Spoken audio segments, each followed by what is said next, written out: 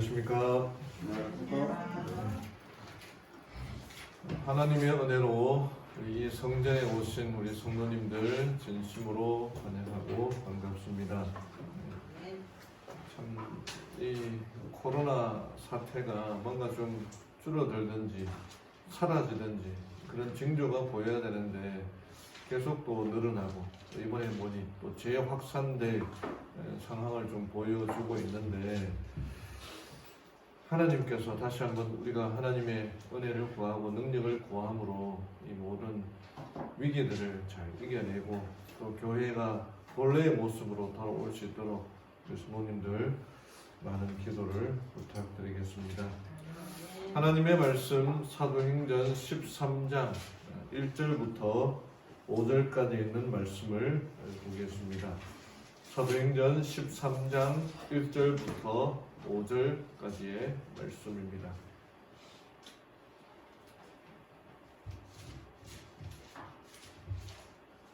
신약성경 209쪽이며 화면에 나와 있는 구절들은 킹제임스 버전으로 번역된 말씀이기에 이해해 주시기를 부탁드리겠습니다.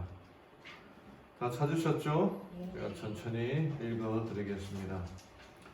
이제 안디옥에 있던 교회에 어떤 대언자들과 교사들이 있었으니 곧 바나바와 니게르라 하는 시몬과 구레네의 루디오와 사분 영주 헤롯과 함께 양육받은 마나엔과 사울이더라. 그들이 주를 섬기며 금식할 때에 성령님께서 이르시되 내가 바나바와 사울을 불러서 시킬 일을 위해 그들을 내게로 구별하라 하시니 그들이 금식하며 기도하고 두 사람에게 안수한 뒤 그들을 보내니라. 이처럼 성령님께서 보내신 그들이 실루기아로 떠나 거기서 배 타고 키프로스로 항해하여 살라미에 이르러 유대인들의 회당들에서 하나님의 말씀을 선포하고 또한 요한을 자기들을 섬기는 자로 두었더라. 사도행전 13장.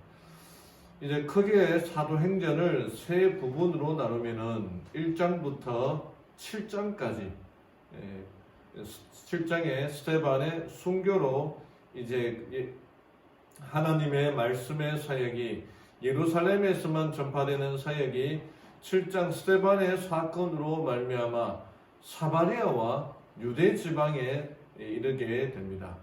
그래서 7장 스데반 이후에 8장부터 12장까지 야고보의 순교까지 이르러서 말씀이 유대인과 사마리아 땅에 이르던 그 말씀이 야고보의 순교로 말미암아 13장부터는 정말 온 세상에 전파되게 됩니다. 새로운 전기를 맞이하는 게 사도행전 13장의 내용이죠. 여기서 사도행전의 13장부터 바울과 바나바가 선교 여행을 떠나는 장면들이 나타납니다. 근데 이 모든 일에 사도들의 그 역사들 살펴보면은 그들이 뛰어나거나 재능이 많아서가 아니라 성령 하나님께서 역사하심으로 그 모든 일들이 일어나는 모습들을 보게 됩니다. 오늘 이 시대를 살아가는 우리들도 성령의 임재를 간구해야 됩니다. 사도 바울이 말씀을 전하는 선교 여행 중에 보면은 어떤 지역에 갔는데 그들을 만나보니까 예수님도 알고 성경도 잘 아는 사람들이에요. 사도 바울이 질문하기를 너희들이 성령을 받았느냐? 그렇게 질문을 합니다. 근데 대답하는 사람들이 우리가 예수도 알고 성경도 아는데 성령은 듣지 못했다 라고 합니다. 그래서 말씀을 가르치고 성령의 역사를 경험하게 되는데 우리 또한 마찬가지입니다. 만약에 우리가 성령에 대해서 경험해 보지 못한다면 아직 우리의 믿음이 있는 거죠. 다시 한번 성령의 역사를 강구하며 살아가는 모두가 되기를 바랍니다. 미국에 한 재밌는 그림이 있어요. 코로나 전에는 이 예수님의 6월절 만찬, 최후의 만찬이 이제 있는데 그때 경찰이 와서 뭐라 얘기한 다음에 이 최후의 만찬이 어떻게 바뀌었는가 이렇게 4명씩 3명씩 나누어져서 이렇게 참 웃기에는 좀 답답한 건데 이제 이 예배의 분위기가 바뀌었다는 거죠. 근데 그럼에도 불구하고 이 최후의 만찬이 없어지지는 않았잖아요, 그죠? 3명이든 4명이든 모여서 기도하고 말씀 연구하고 음식을 나누고 교제하는 이것들이 계속해서 나아갈 수 있도록 많은 기도를 부탁드리겠습니다. 여기 나오는 한 소년은 17살의 에치라고 하는 인도네시아 아이입니다. 이 아이가 2016년도에 오토바이 교통사고를 당하게 됩니다. 그래서 교통사고로 머리를 크게 땅에 부딪힌 다음에 어떤 현상이 이제 좀 몸이 회복되었는데 어떤 현상이 일어나냐면은 간헐적으로 가끔씩 잠에 빠지는데 한번 잠에 들면은 뭐 3시간, 처음에는 4시간 정신없이 저녁에 잠자는 거 빼고 게다가 어느 순간부터는 3일씩 나흘씩 잠에 빠지고 최고로 긴 잠에 빠졌을 때가 13일 동안 잠에 빠졌다는 겁니다. 그리고 한 5년 동안 2016년에 사고를 당하고 올해 2021년까지 5년 동안 한 13번 정도 깊은 잠에 빠지는 일이 있었다는 거예요. 그리고 최근에는 이 4월 1일에 잠에 들었는데 아직 깨어나고 있지 않은 모습을 사진으로 찍은 사진입니다. 이게. 물론 좀 깨어났지만 그 아빠가 페이스북에다가 이 상황을 올리면서 우리 딸이 이렇게 지금 잠자는 공주병에 걸렸는데 뭐 좀 병원에 가서 이 아이를 이렇게 아빠가 너무 답답해가지고 막 깨워보기도 하고 막 뺨을 때려보기도 하는데 일어나지가 않는 거예요. 그래서 자고 있는 상태로 이 아이를 자전거에다 태우고 병원에 가서 뭐 이렇게 뭐 4시간까지 했다고 하는데 4시경도 하고 뭐 머리 사진도 찍어보고 그랬다 했는데도 그 원인을 모른다는 거예요. 그 집으로 데리고 왔는데도 계속 자고 있다는 것입니다. 이 아빠의 그 참 답답한 심정에 이 아이를 이렇게 좀 어떻게 할 수 없어서 보고 있는 그 모습을 이렇게 사진으로 올려서 같은 사람들에게 좀 도움을 요청하는 사진이 이제 크게 알려지게 되었는데 지금 우리의 교회의 모습이 어떤 모습인가 살펴봐야 됩니다.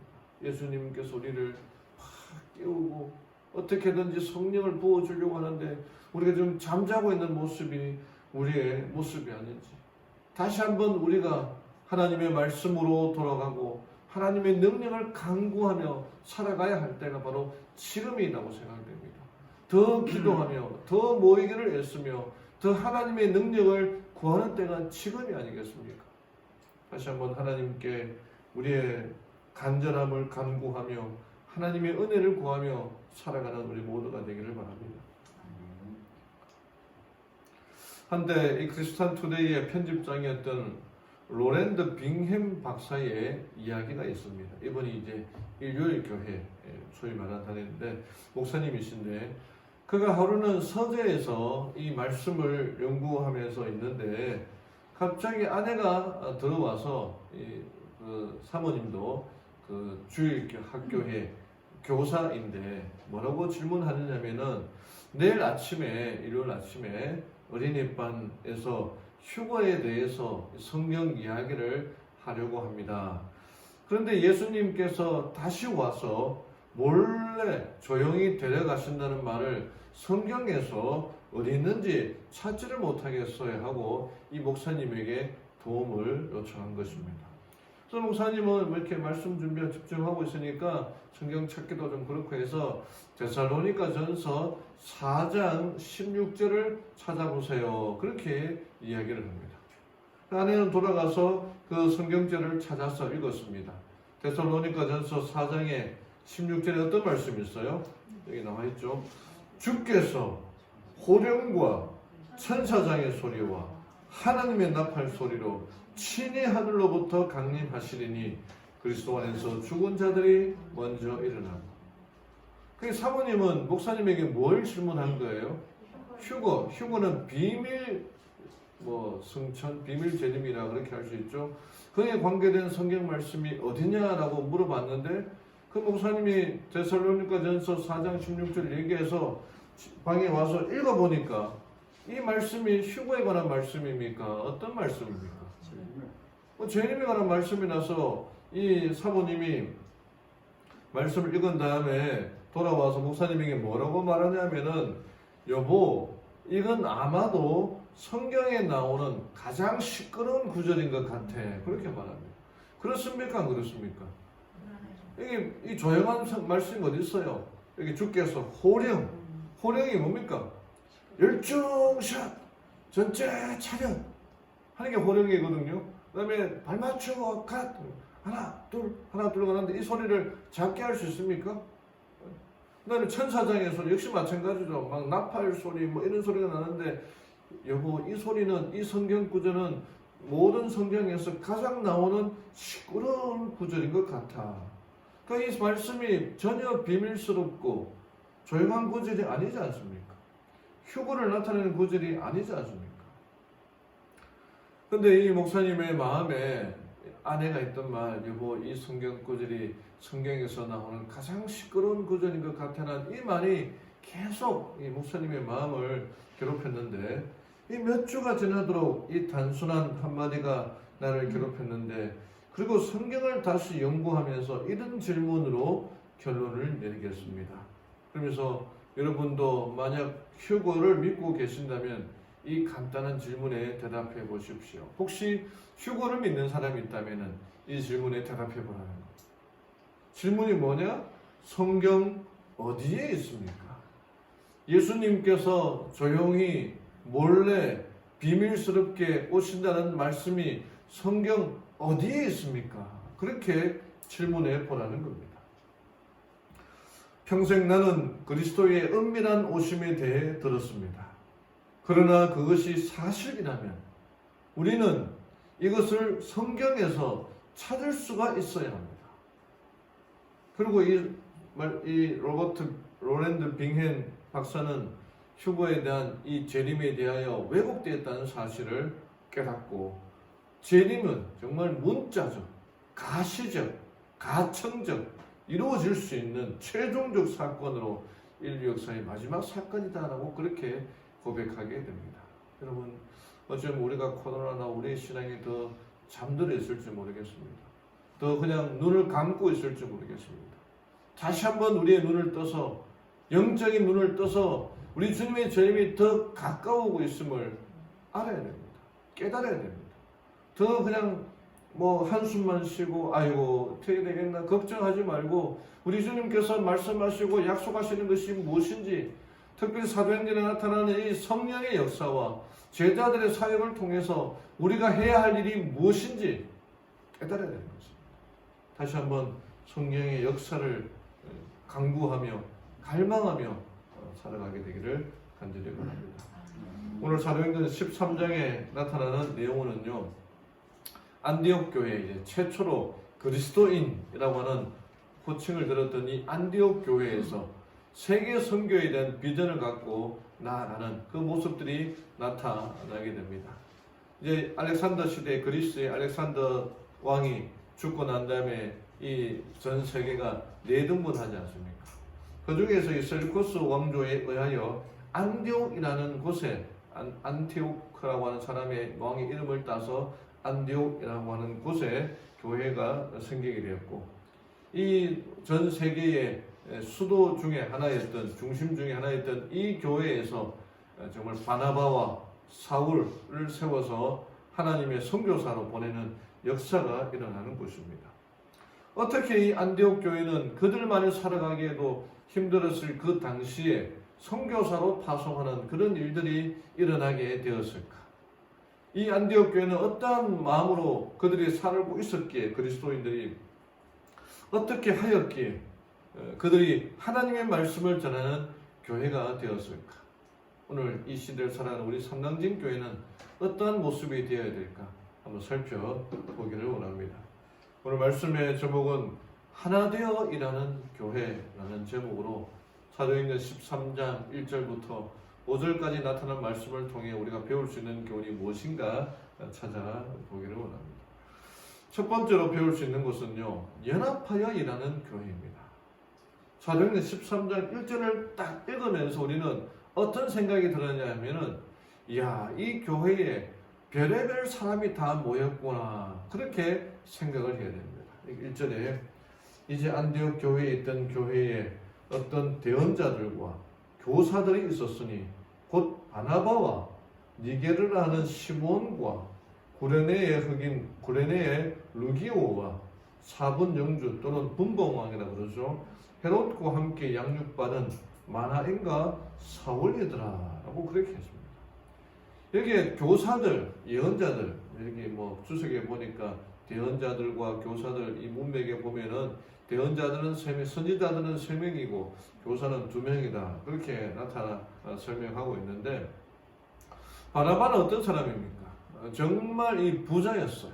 그리고 자기 재산을, 땅을 팔아서 교회에다가 회사할 정도로 아주 부자였습니다. 레위 지파 사람이었고, 그런 부자가 있는 반면에 여기에 시몬이라는 사람이 나타나는데, 시몬은 니게르, 흑인으로 니그로, 영어로 니그로, 그러니까 검은, 피부가 검은 사람이에요.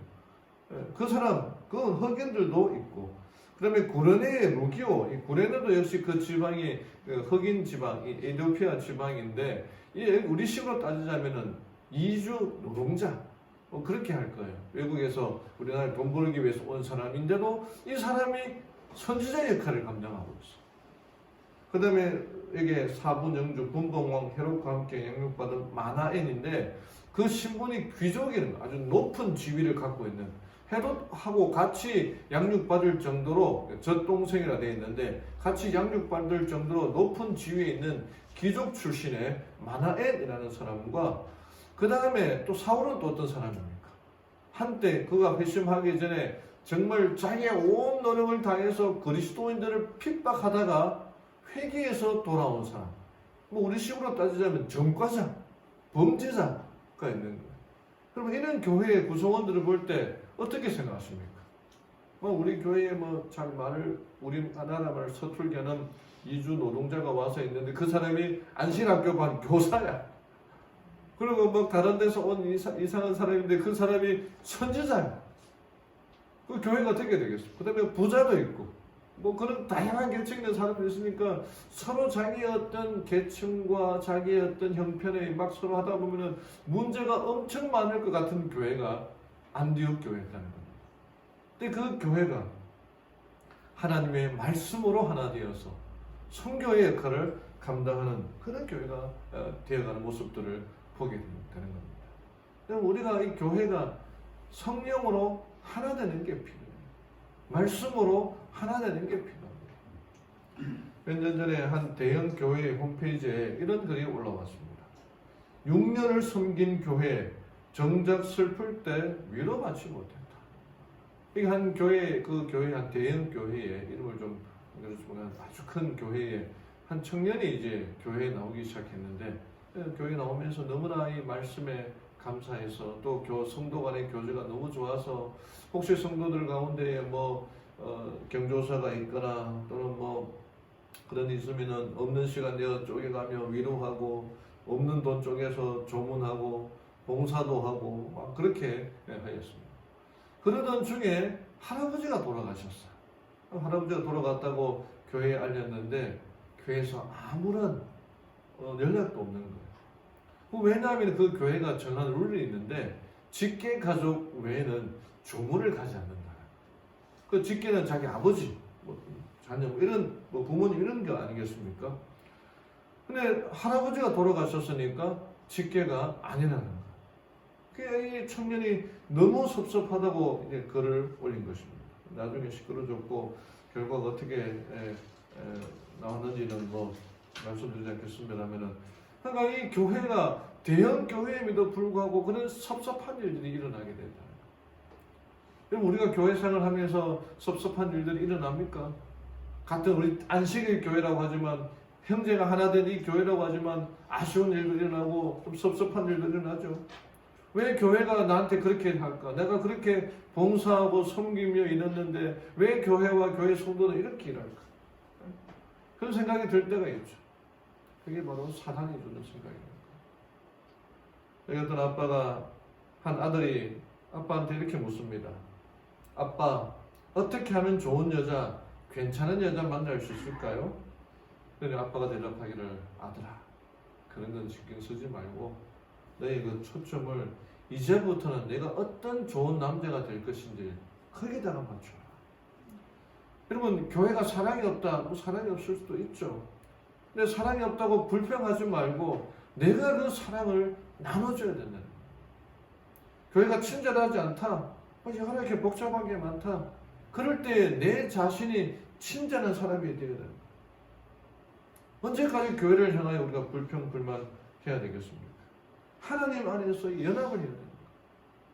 우리가 교회에서 가장 많이 듣는 얘기가 불평하지 말고 감사하는 얘기입니다.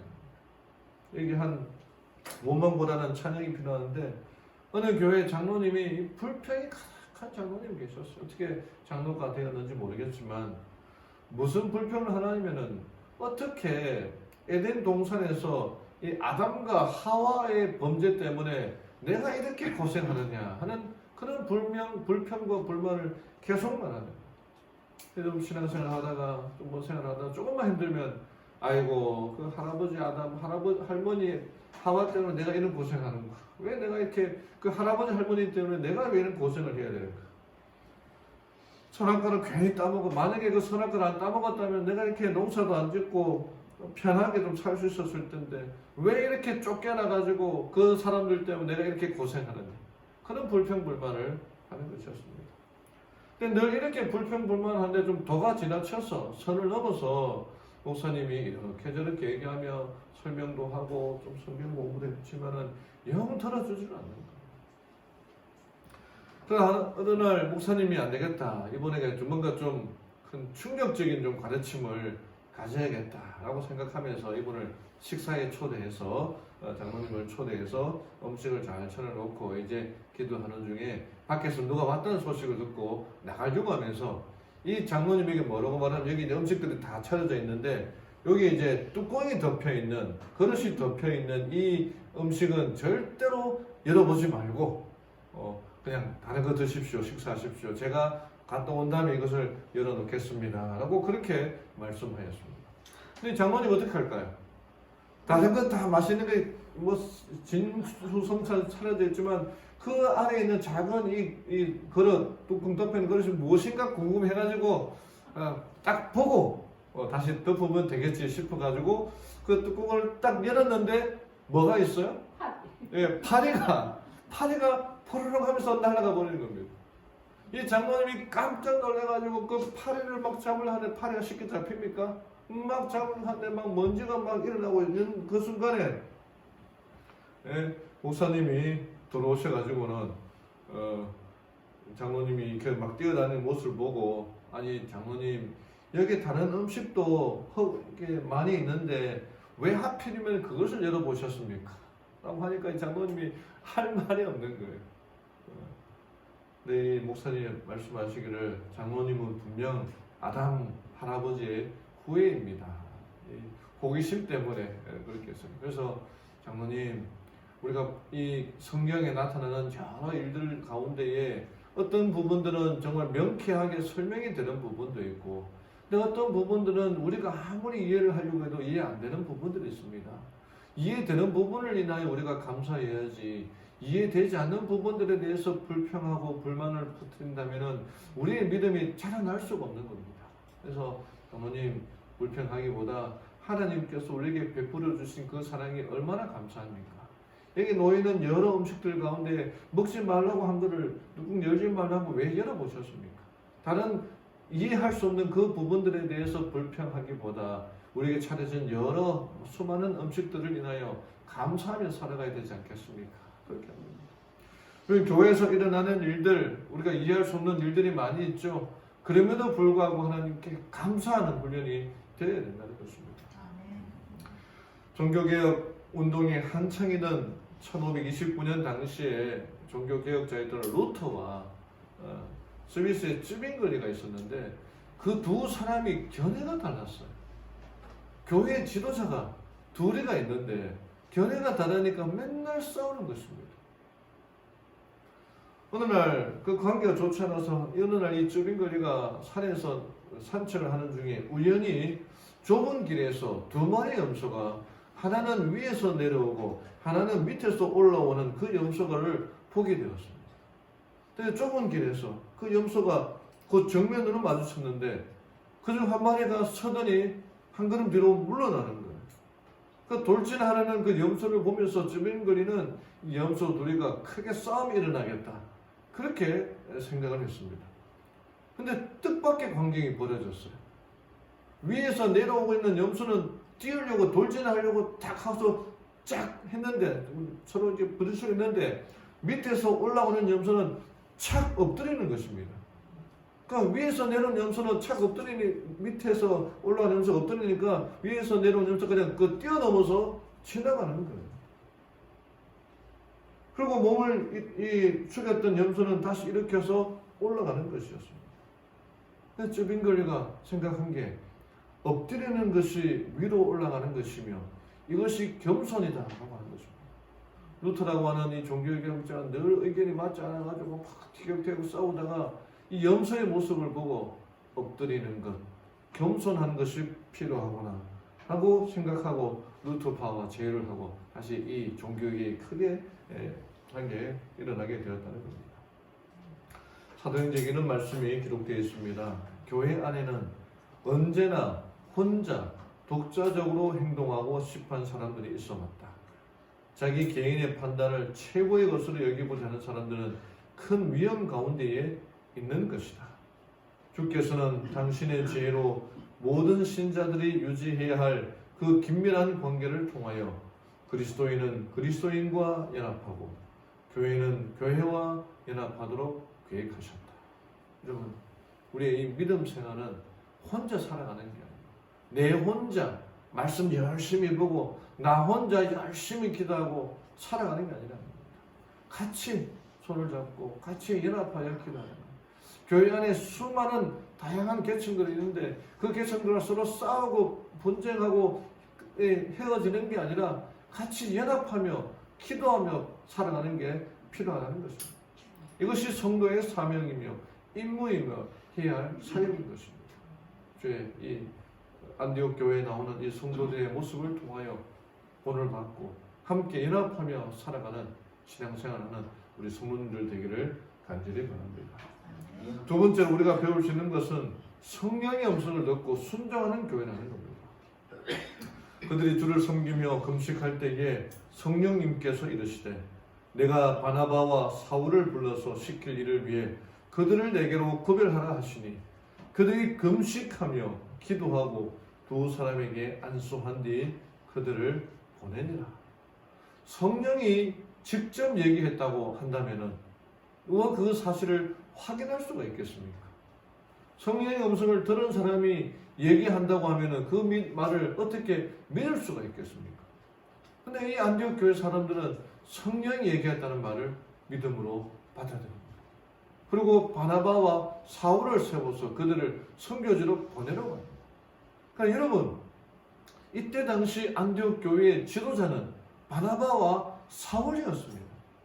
다시 말해 우리식으로 따지자면은 교회에 담임 목사와 장로님이 있는데 그 장로님들을 따로 세워서 이 교회를 섬기는 게 아니라 다른 지방에 가서 다른 교회에 가서 목회하라는 것입니다. 그럼 말이 됩니까 안 됩니까?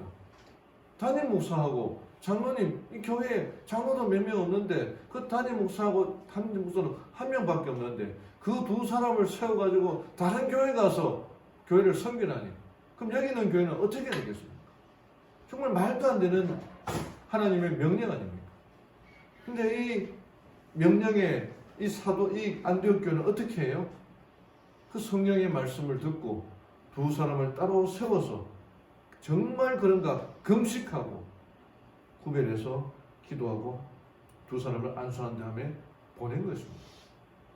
하나님의 말씀에 절대로 이해할 수 없는 그 말씀조차도 그들이 믿음으로 받아들이고 할 수 없는 그 일을 한 것이 그들의 역사였다는 것입니다. 바이블은 이렇게 기록합니다. 바울과 바나바가 이미 하나님으로부터 친히 그들의 사명을 받았으므로 하나님께서 바나바와 바울 두 사람에게 그 일을 맡겼다는 거죠. 맡겼지만 안수 예식 자체가 어떤 새로운 은혜나 실제적인 자격을 부여하는 것은 아니었다. 그것은 정해진 직무에 임명함을 인정하는 형식이요. 그 직무에 대한 그 사람의 권위를 승인하는 것이었다. 그래서 충분히 그 두 사람이 갈 수가 있었지만 그 교회에 안수할 때 누가 안수했겠습니까? 지도자가 바울이었고 바나바가 담임 목사였는데 그 담임 목사를 누가 안수했겠습니까? 교회가 안수하고 그 모든 직분을 맡기고 번영했다는 거죠. 이 교회의 중요한 역할이 여기 있는 것입니다. 그리고 하나님의 그 사업의 일을 찍음으로 말미암아 성령의 음성과 그 역사가 그대로 이루어지게 된다는 거죠. 그럼 우리의 삶 신앙에서 성령의 역사를 경험하는 게 필요합니다. 제가 전에도 성령에 대해서 말씀드렸고 책에도 성령의 음성을 듣고 사는 신앙생활, 성령의 음성을 듣지 않는다면 신앙생활이 무슨 재미가 있겠느냐는 그 책도 소개해드렸는데 정말 성령의 음성을 듣기는 간구예요. 이게 한 부인의 이야기가 있어요. 어느 날 이 아내에게 남편이 교회를 안 다녔는데 어느 날 남편이 부인한테 내가 교회를 가야겠다. 그렇게 깜짝 놀랐습니다. 안식일에 교회 가려고 하니까 갑자기 가려고 하니까. 그래서 이 남편이 항상 사업과 돈 버는 일에 몰두해가지고 있었는데 이래만 전혀 관심 같은 사람이 교회 간다고 하니까 깜짝 놀라가지고 남편과 함께 교회 가는데 이 부인의 마음이 걱정되기 시작했어요. 왜냐하면 교회 가는데 목사님이 그날따라 정말 재미있고 감동적인 설교를 했는데 목사님 다른 이야기하면 어떻게 될까? 이 생각을 하고 가는 겁니다. 교회에 도착하자마자 예배 순서를 보고 목사님의 말씀의 제목을 보니까 성경 말씀이 창세기 5장입니다. 5장에 어떤 얘기가 나온지 아시죠? 잘 보이실나 모르겠는데 누가 낳고 죽고 그런 얘기가 나와요. 아담이 누구를 낳고 뭐 죽고 몇 살까지 살다 죽고 무드셀레가 몇 살까지 살다가 누구를 낳고 죽고 그런 얘기만 나오는 거예요. 이 5장에는 복음의 내용이 없습니다. 아내가 하나씩 임하고 이렇게 기도하는데 또 그날따라 설교가 이렇게 좀 감동이 좀 없었던 것 같아요. 막 기도하는데 한 번씩 남편 힐끌힐끌 보니까 남편이 아주 집중해서 목사님의 말씀을 듣는 거예요. 그리고는 몇 주 동안 목사님하고 성경을 공부하고는 그가 하나님께로 또 침례를 받고 하나님의 자녀가 되었습니다. 부인이 남편에게 왜 어떻게 이 하나님을 믿기로 결심했어요? 그랬더니 여기 이제 간증이 창세기에 나오는 그 말씀이지 한 구절이 계속 반복되는데 나는 그것을 피해 달아날 수가 없었어. 그 죽었더라. 아담이 몇 살을 살고 죽었더라. 무드셀레가 몇 살을 살고 죽었더라. 이 죽었다라는 말을 피해갈 수가 없다는 거예요. 그 후 죽음에 대해 생각하게 되었고 나에게 예수님이 필요하다는 것을 알게 됩니다. 아내의 입장에서는 어떻게든지 간에 뭔가 좀 해주면 할 수가 없었으나 성령이 그 마음에 역사하니까 설교가 어떠하든지 간에 그 말씀 역사함으로 변화될 수가 있었다는 거죠. 이게 성령의 역사예요. 성령의 역사한다는 것 자체가 정말 막 불이 내려와서 우리 보이는 데서 막 뜨거워지는 게 아니라 차츰차츰 내 마음의 역사는 그 음성을 듣고 따라가는 게 성령의 역사라는 것입니다. 이게 성경 번역 선교회라고 하는 선교 단체가 있습니다. 미국 텍사스주에서 본부를 두고 있는 선교 단체가 있는데 이 단체 이름은 위클립 성경 번역회라고 하는 의미로도 불려지고 있어요. 위클립은 종교개혁자 중에 최초로 라틴어로 되어 있는 성경을 영어로 번역한 사람입니다. 그래서 이 신학자였던 위클립을 통해서 이름을 따서 이 선교 단체가 이루어져 있는데 이 선교 단체 하는 일이 뭐냐면은 소수 민족, 다른 나라의 소수 민족들의 그 말로 이 선교사를 파송해서 그 선교사들이 그 나라 말로 성경을 번역하는 일을 하는 단체가 이 선교 단체입니다. 남미나 아프리카나 또 자국에 대한 말은 있지만 또 글이 없거나 또는 혹은 성경을 갖지 못하는 민족들에게 들어가서 그들의 말을 배워서 성경을 번역하는 일을 여기서 일하는 사람들은 이 언어에 대단한 탤런트를 받은 사람들이 많이 봉사하고 있어요. 한 사람이 어디 가서 성경을 번역하다가 마태복음을 번역하다가 못하고 돌아오면은 그 다음 사람이 가서 마가복음을 번역하고 또 마무리 못, 성경을 다 번역하지 못하면 또 그 다음 사람이 가서 또 그 다음 사람이 가서 성경을 번역하는 거예요. 한 번은 이 선교회에 소속된 한 선교사가 남미 한 작은 부족먼에 들어가서 성경을 번역하고 있었습니다. 우리가 알고 있는 단어로 쉽게 번역하면 이해를 못하니까 그들이 알고 있는 단어로 번역을 해야 됩니다. 한 번은 성경에 자주 등장하는 이 순종이라는 것, 이 단어에 대해서 번역을 해야 하는데 어떻게 하면 잘 번역을 할까 이렇게 고민 중에 있었습니다. 그러다가 그 마을에 다른 어떤 아버지하고 아들이 대화하는 모습을 보게 되었습니다. 아버지가 아들에게 잔소리하면서 중요한 일을 맡기면서 꼭 해야 한다는 것을 여러 번 강조하면서 뒷부분에 뭐라고 말을 하냐면은 너의 모든 마음으로 너의 온 마음으로 하는 그 단어를 반복해서 붙이는 것을 선교사가 보고 있다가 그 사람이 이야기를 잘 듣고 그 나라 말로 순종을 이렇게 번역했습니다. 마음을 나누지 않고 온 마음으로 따라가는 것, 이렇게 순종을 번역했다는 겁니다. 여러분, 순종이라는 게 성령이 우리의 마음에 역사하실 때 그 음성에 우리의 마음이 나눠지는 게 아니라 한번 들어볼까? 들어보지 않을까? 이런 마음이 나눠지는 게 아니라 온 마음으로 그 명령이 어떠하든지 따라간다는 거예요. 바나바와 바울은 그 안디옥 교회의 핵심 지도자였습니다. 중심 지도자였습니다. 없어서는 안 될 사람이었어요. 근데 성령님께서 그들을 따로 구별해야 안수해서 보내라고 하니 그 말씀을 그대로 받아들이고 따랐던 것처럼 우리가 성령의 역사를 그렇게 경험해야 된다는 겁니다. 윌리엄 템플이 이렇게 말했습니다. 나에게 햄릿이나 리어 왕 같은 희곡을 주면서 그와 같은 희곡을 쓰라고 말해보았자 헛일일 뿐이다. 나는 할 수 없다. 나에게 예수님의 삶과 같은 삶을 보여주면서 그렇게 살라고 말한다면 그것도 헛일일 뿐이다. 예수님은 그렇게 하실 수 있었지만 나는 할 수 없다. 그러나 셰익스피어의 천재성이 내 안에 들어와 거할 수가 있다면 나는 그런 희곡을 쓸 수 있을 것이다. 그리고 성령이 내 안에 들어와 사신다면 나는 그분과 같은 삶을 살 수 있을 것이다. 그러면 우리가 예수님처럼 살으라 어떻게 살 수 있습니까? 또 뭐 셰익스피어 같은 그런 글을 쓰라 어떻게 쓸 수가 있어요? 그러나 그 천재성이 내 마음에 들어온다면 쓸 수가 있다. 우리가 어떻게 예수님처럼 살 수 있습니까? 살 수가 없어요. 그러나 성령이 내 마음에 들어온다면 할 수가 있다. 나는 할 수 없지만 성령의 능력으로 살아가야 됩니다. 우리의 마음에 역사하시는 성령의 음성을 듣고 순종하며 살아가는 모든 되기를 간절히 바랍니다.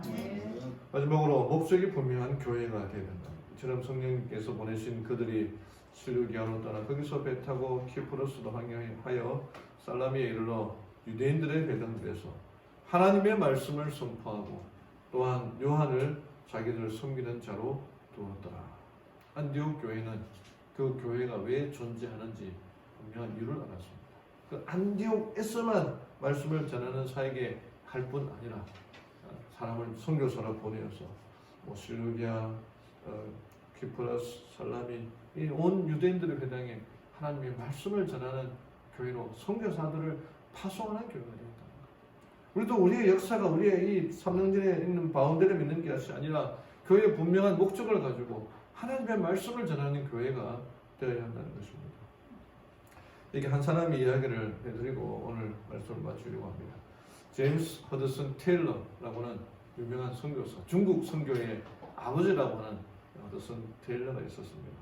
근대 선교 역사에서 가장 큰 비중을 차지하는 선교사였고 중국 선교의 개척자였고 중국 내지 선교회라고 하는 단체의 조직 창시자였습니다.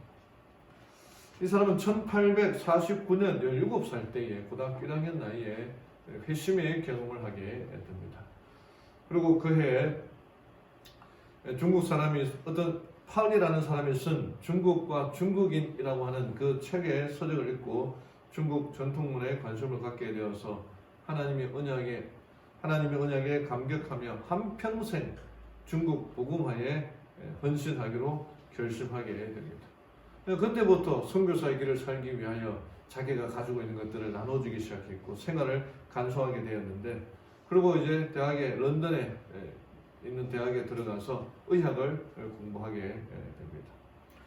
그리고는 1853년에 중국으로 출발하게 되는데, 이때 태평 천국의 난이 일어나서 그것이 잘못 속을 알려지면서 사람들을 이렇게 걱정하게 만들었고, 중국 전도 협회의 파송으로 1853년 9월에 중국으로 출발하게 되는데, 당시에 선교사의 일을 떠나면은 돌아오지 않는 경우가 많아서, 죽는 경우가 많아서 그의 어머니가 배 타는 그의 테일러를 보면서 그렇게 슬피 울었다고 합니다.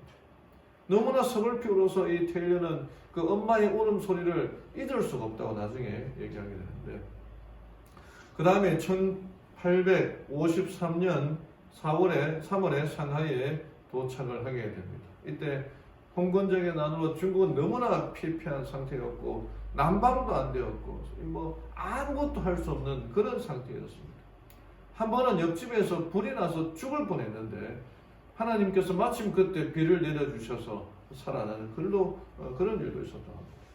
그러게 할수록 그는 이 테일러는 하나님이 자기와 함께 하신다는 그 역사를 경험하게 되었다.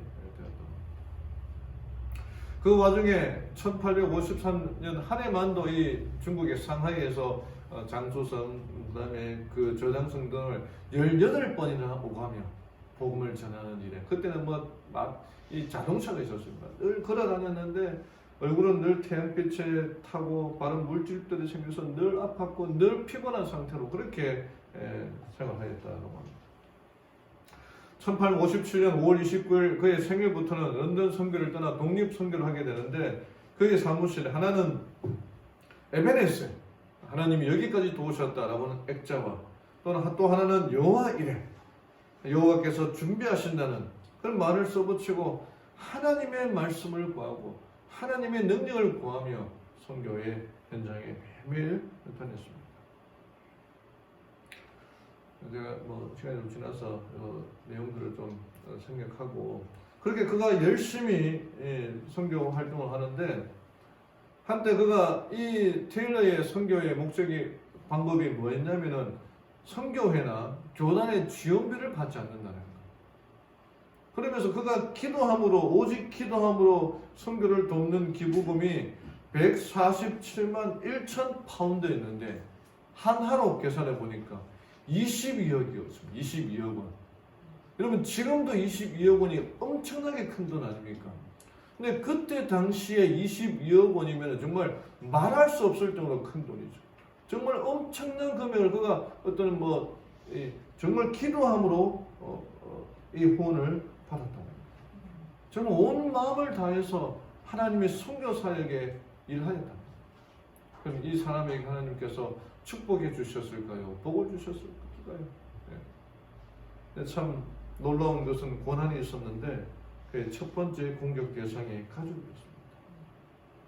1867년 8월에 사랑하는 딸 나리아 그레이스가 폐렴으로 죽고, 1870년 2월에는 5살 난 아들 이 세무엘이 결핵성 장염으로 죽고, 같은 해 9월 아들 노엘이 태어난 지 20일 만에 죽고, 그로부터 13일 후에 그의 아내가 32살의 나이로 죽게 됩니다.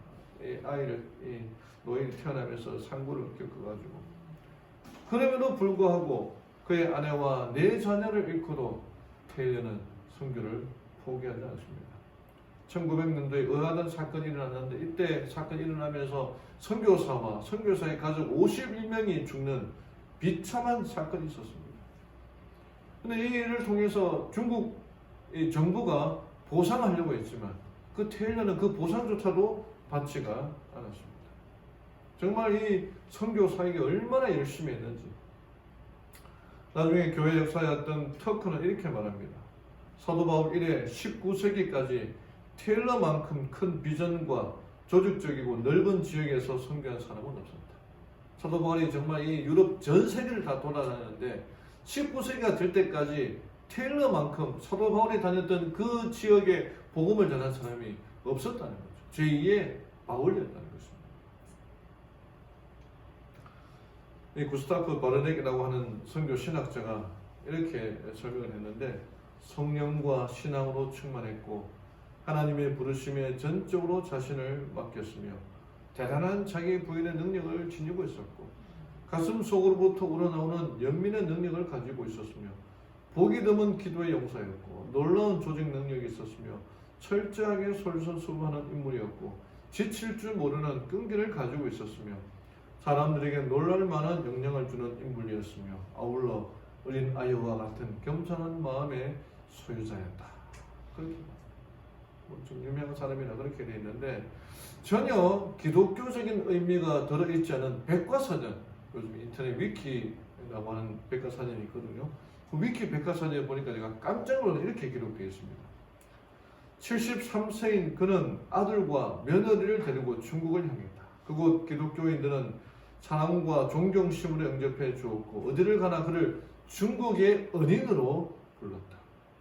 여러 선교 본부를 방문한 후 그는 이전에 배타적인 지방이었던 후난성의 창사에서 73살의 나이로 열정적인 전도자의 일생을 마쳤다. 허드슨 테일러는 그리스도만을 위해서 살았고 영혼들에게 구원의 복음을 전하는 일에 헌신하였고 전도의 목표를 위해 언어, 의학, 기도 훈련을 철저히 감당하였으며 고난과 시련을 겪으며 감당한 헌신적인 전도 생활을 실천하였던 인물이었다. 그는 진정한 중국 복음화의 선교자였다. 그냥 우리가 일반인들이 기록한 이 백과사전의 진정한 중국 복음의 선교자였다. 기록하는 것입니다. 여러분, 귀 있는 자는 성령이 교회들에게 하시는 말씀을 호소하는 말을 들으라 하라고 합니다. 우리에게 역사하시는 성령 음성을 듣고 우리의 사명을 감당해야 합니다. 허드슨 테일러는 이렇게 얘기합니다. 하나님을 위한 일을 시도하다가 우리 능력의 한계에 이르게 되는 일이 종종 있으나 하나님의 능력이 한계에 도달하는 일은 없다. 테일러의 말입니다. 그가 우리도 역시 한계에 부딪힐 때가 많죠. 가지고 있는 달란트, 재능이 없어서 아이고 내가 좀만 좀 똑똑했으면 글을 좀 더 잘 쓸 텐데 내가 조금만 더 잘했으면 뭐 악기를 더 잘할 텐데 그럼에도 불구하고 우리의 능력에는 한계가 있을 때가 있지만 하나님의 능력에는 한계가 없다는 것입니다. 여러분, 이 마지막 때에 성령의 역사를 깊이 강구해야 됩니다. 우리 힘으로 하려고 하는 게 아닙니다. 전도하는 것, 교회가 부흥하는 것, 내가 열심히 해서 부흥시켜야지 하나님의 방법이 아니에요. 성령의 역사가 깊이 있어요. 우리는 성령의 능력을 강구해야 됩니다. 성령을 진정한 마음으로 갈망해야 됩니다. 그 성령의 능력으로 교회가 연합하여 불평하기보다 감사다, 원망하기보다 기뻐하는 마음이 있어야 됩니다. 우리에게 역사하시는 그 성령의 음성을 듣고 순종해야 됩니다. 작은 일부터 순종하면 큰 일도 순종하게 되어 있는 거죠. 하나님의 교회를 향한 분명한 목적과 목표가 있습니다. 주께서 주신 그 사명을 성령의 능력으로 감당하며 나아가는 그런 성도들 되시기를 바라며 오늘 말씀을 마치겠습니다. 아멘.